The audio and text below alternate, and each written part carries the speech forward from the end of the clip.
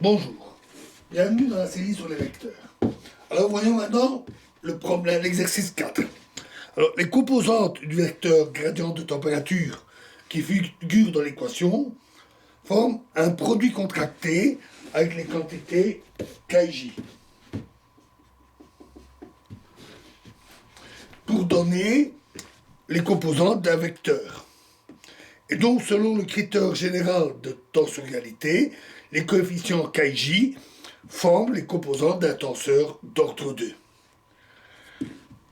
Reportons l'expression de HI donnée par cette équation dans l'équation de conservation qu'on peut écrire sous forme indicielle comme DHI sur DXI égale 0, c'est la divergence. D'où D sur DXI de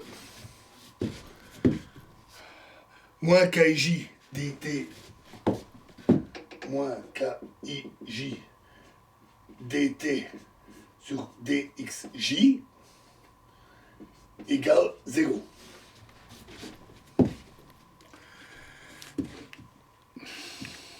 C'est l'équation de distribution des températures en régime stationnaire. Alors, en général, les coefficients KJ, j'ai dit qu'on les considérait comme constants, en fait, ils varient, mais très faiblement, dans la généralité des cas, dans un intervalle de température relativement grand.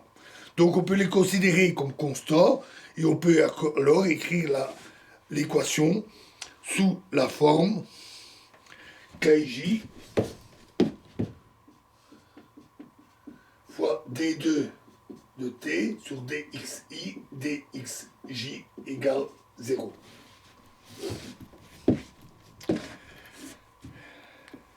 Dans un système d'axes principaux, le tenseur de conduction thermique prend la forme KJ égale 0 si I différent de J et K1 égale K11, K2 égale K22, K3 égale K33.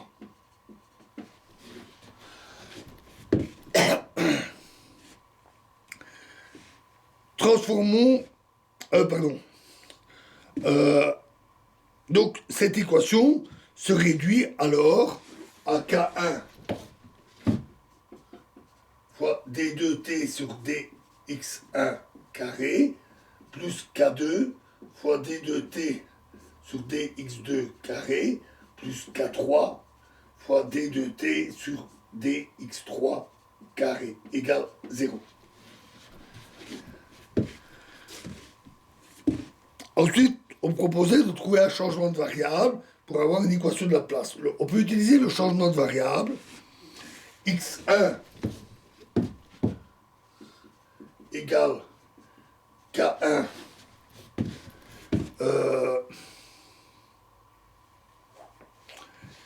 exposant à demi divisé par k1, k2, k3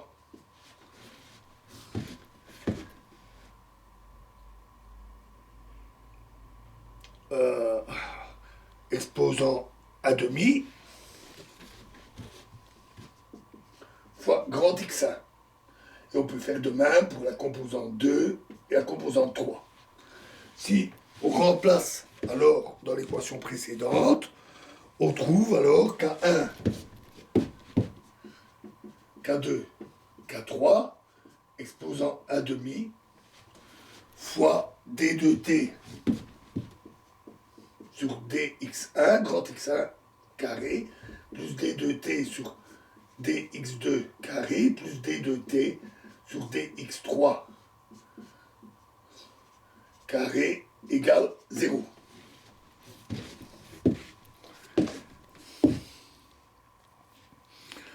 On obtient ainsi l'équation de Laplace qui correspond à un écoulement de chaleur dans un milieu isotrope de conductivité K1, K2, K3 exposant à demi. On peut ainsi résoudre l'équation beaucoup plus facilement, à conditions limites, etc. Et on obtient ensuite la distribution des températures dans un milieu anisotrope, pas en refaisant le changement de variable dans l'autre sens. C'est donc, les milieux anisotropes sont donc relativement faciles à traiter. Notons que pour des objets de forme qui ne sont pas simples, un calcul analytique est en général impossible. Il y a longtemps de ça, j'avais fait un tel calcul pour un refroidisseur, où en plus on tenait compte, c'était des ailettes, on tenait compte du rayonnement, le rayonnement thermique émis par les ailettes et qui touche les ailettes voisines. Et le calcul se faisait alors sur un calculateur, en calcul numérique. Cinquième exercice. Si le vecteur A est porté par l'un des axes principaux du tenseur, TIK, alors les composantes AJ doivent vérifier les équations T11 A1 plus T12 A2 égale lambda A1. Lambda est le coefficient de proportionnalité. Et T21 A1 plus T22 A2 égale lambda A2. Ce système d'équations possède une solution différente de 0 si et seulement si le déterminant du système est nul. C'est-à-dire T11 moins lambda, T12, T12, T22 moins lambda égale 0. Le développement de ce déterminant conduit alors à l'équation lambda carré moins lambda T11 moins T22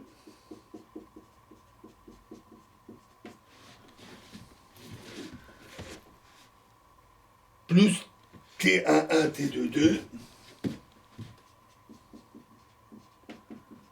moins T12 carré égale 0.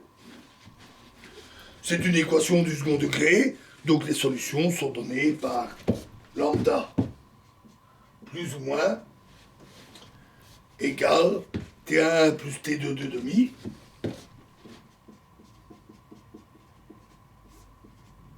plus ou moins racine de T11 moins T22 demi au carré plus T12 carré. Il est clair que ce système a toujours deux solutions.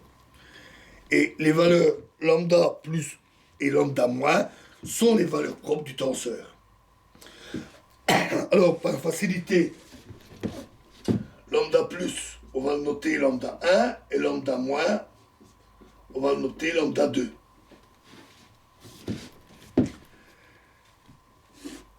Alors, si T12 est différent de 0, alors on voit que lambda 1 sera différent de lambda 2. On a donc deux axes principaux distincts, déterminés par les vecteurs qu'on va noter A1 et A2.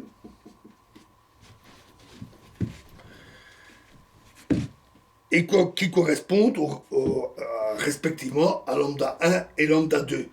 Et les équations ici permettent de calculer ces valeurs. Le système a déterminé d'ailleurs, c'est à une constante de proportionnalité près, mais ces équations permettent aussi de calculer les pentes des axes principaux. Ainsi, tangente phi1 est égal à A, que je ne dise pas de bêtises, A2, 1 sur A1, 1, qui est alors égal à lambda 1 moins T11 sur T12 qui est encore égal à T12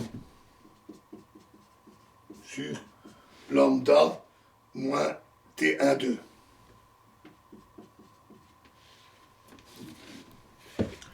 Et tangente phi 2, c'est évidemment A2 2 sur A1 2 égale lambda 2 moins T11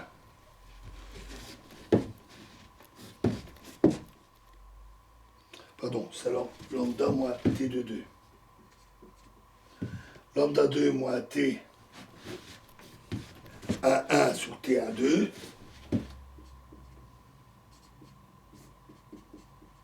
qui est égal à T12 sur lambda 2 moins T22.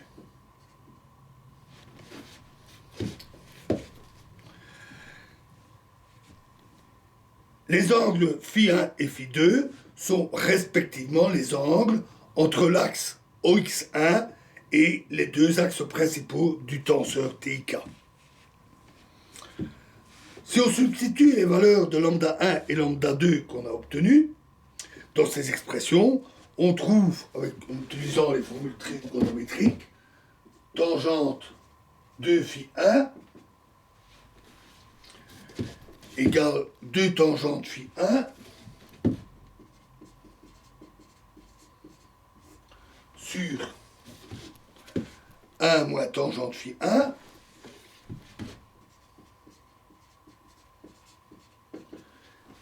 égale 2T12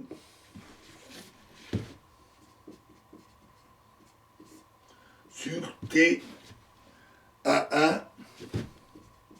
moins T22.